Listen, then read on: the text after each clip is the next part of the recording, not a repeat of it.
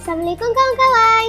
Kawan-kawan, pernah tak korang dengar kisah Maryam dan bayinya yang boleh bercakap? Mesti korang terkejut kan? Jom, mari dengar cerita yang sangat ajaib ni. Maryam seorang wanita yang sangat baik dan soleha. Dengan izin Allah, Maryam mengandung tanpa berkahwin. Orang ramai pun pelik dan tertanya-tanya, macam mana boleh jadi begitu? Mereka mula menyebarkan fitnah. Tapi Maryam tetap tenang kerana beliau tahu ini adalah ujian daripada Allah. Maryam telah melahirkan bayi yang sangat istimewa, iaitu Nabi Isa alaihissalam. Dan sesuatu yang luar biasa telah berlaku. Bayi yang masih kecil ketika itu tiba-tiba berkata, "Aku adalah hamba Allah.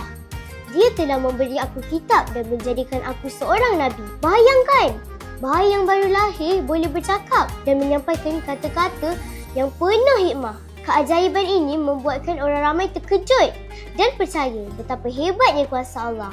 Wah, siapa sangka bayi kecil boleh cakap macam tu kan? Betul-betul ajaib. Ini semua bukti kebesaran Allah. Kabago, protect your risk with us.